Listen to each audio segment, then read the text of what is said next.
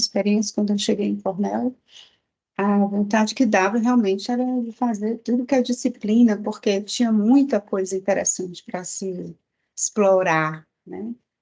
E lá sempre me dizia, ó, saia daqui do departamento, saia do prédio da engenharia ambiental, da engenharia civil e ambiental, tá? Vai explorar outras áreas. Então, essa é uma perspectiva muito interessante, que enriquece demais o percurso, né?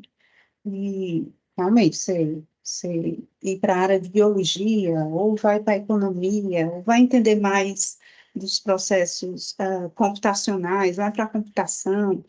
Então, isso, mas na época, enquanto aluna, eu tinha realmente esse anseio, essa vontade. Eu achava muito bom estar aprendendo coisa nova. Sabia que aquele era o momento, aquela era a hora.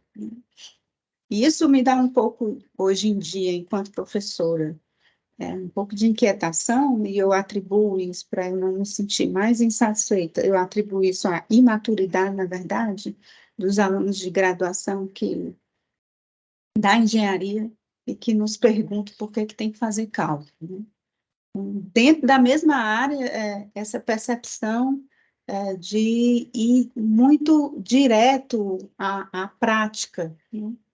E só para mim, acho que só retrata um pouco do desconhecimento mesmo, de onde pode chegar, do que pode chegar, e na verdade se espera em termos de soluções, de apresentação de solução.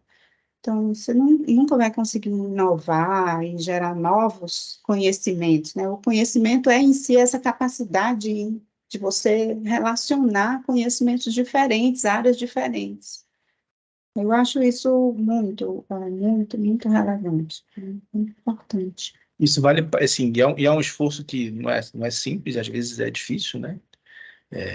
Eu tive alguns exemplos dessa dificuldade quando eu fiz isso lá no doutorado, mas assim, elas geralmente geram muitos frutos, né? Então, eu acho que sempre vale a pena. Claro que é uma decisão pessoal, né? Do quanto que você quer investir em algo que você não tem muita ideia de como é que funciona.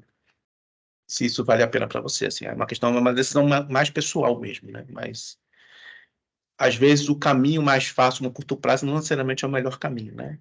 Então, às vezes vale a pena fazer um esforço, passar por momentos mais difíceis, para lá na frente você ter uma formação mais sólida, né? Essa formação sólida é muito importante.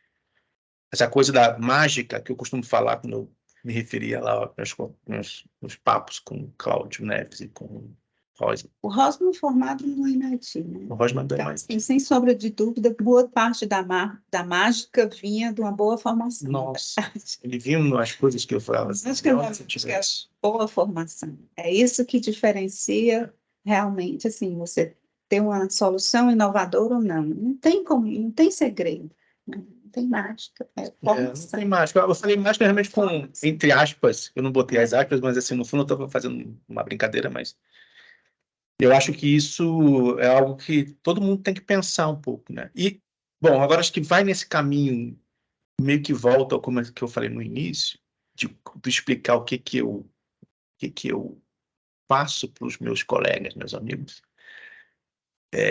Mas eu acho que vale para mim mesmo, né? Como eu estou sempre tentando entrar por áreas novas e às vezes até dar as costas para as áreas antigas, mas por decisão pensada,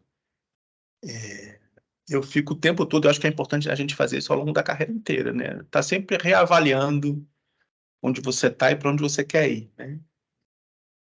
E eu acho que uma das coisas que eu admirava muito no orientador dela no Laux é a capacidade que ele tinha de ser relevante em diferentes cenários, em diferentes ambientes, com diferentes tipos de pessoas, né?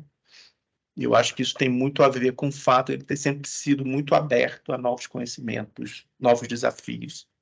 Isso permitiu que ele construísse dentro da cabeça dele, assim, uma noção de mundo diferente da maioria das pessoas que geralmente trabalha mais em silos mais fechados, né? Sem enxergar muito as coisas são feitas por outros e que tem compartilham relação com o problema em si ou com relação direta mesmo com o que você faz, né? E às vezes isso requer um certo, de novo, certo esforço, né? Quando eu voltei do doutorado, fui para a FUNSEMI, lá no Ceará, né? Um dos esforços que eu tive que fazer foi aprender a área de meteorologia, de certa forma, um pouco, pelo menos, né? Para poder conversar com os profissionais de meteorologia, que é uma profissão irmã da nossa, né? Da área de recursos hídricos, né? Os conhecimentos não são tão diferentes assim, porém a linguagem geralmente é bem diferente, né? Então você tem que aprender uma nova linguagem. Então isso tudo requer um certo esforço.